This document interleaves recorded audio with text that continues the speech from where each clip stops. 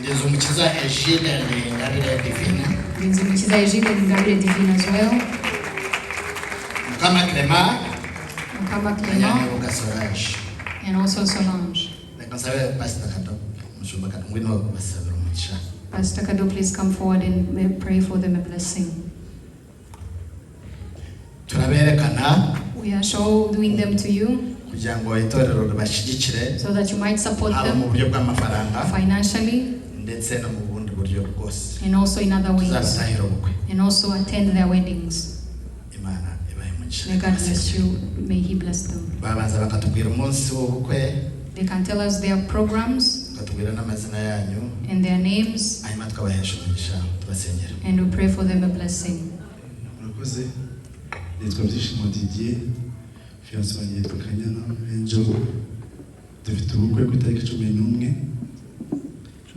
We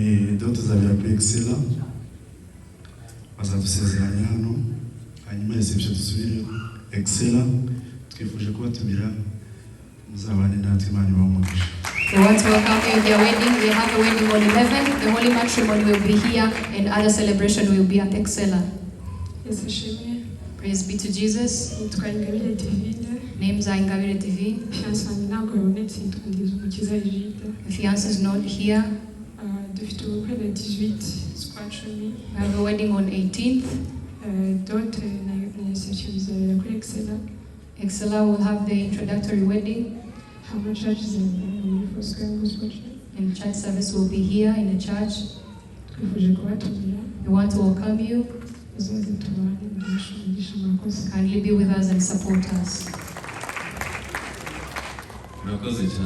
Amazina ni Mukama Clement. Zema Mukama Clement. Dufite ubukwe ku itariki 18 z'ukwezi kw'icumi. They have a wedding on 18th of October. Fiancé wanje ntiyabonetse. The fiancé was not able to attend the service. Ubukwe buzabera hano Kigali Parent. The wedding will take place at Kigali Parent. Reception na dote niho bizobera. And the reception and also the introductory gusezerana bizobera hano muri kanisa. And the holy matrimony will be here in the church. Rero turabiyegereje mwese hatabuze n'umwe. Welcome all of you. It will be a pleasure to be with you.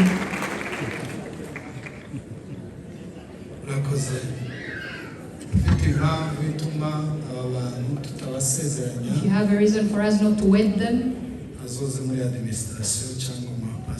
come to pastors or administrators and explain. If your reason is valid, we will tell them to wait and first attend to that.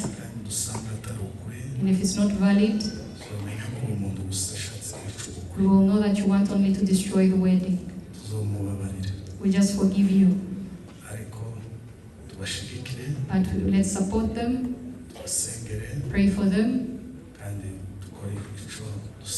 and also do what we should do. Let's lift our hands.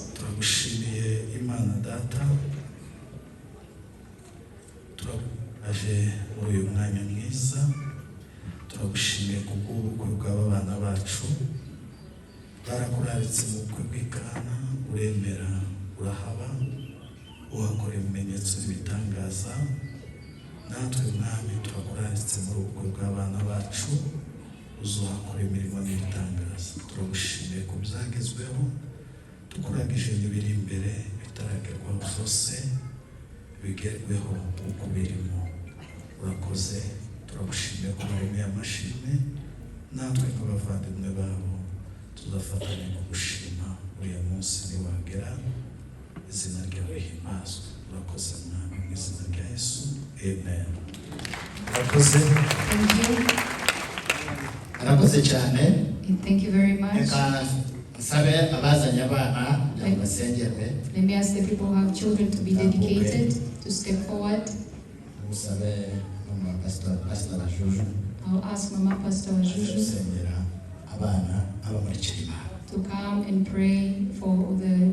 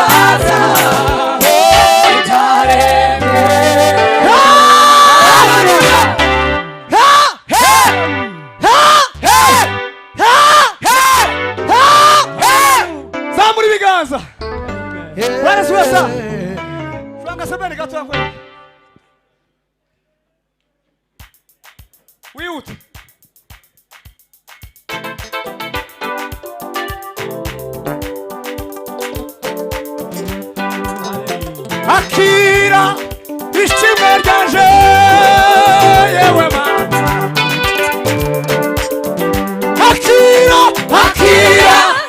ishimwe ryanje yewe mana Akira ishimwe ryanje yewe mana Akira ishimwe ryanje yewe mana Umvise gusenga kwanje yewe mana Akira ishimwe ryanje yewe mana Umvise gusenga kwanje yewe mana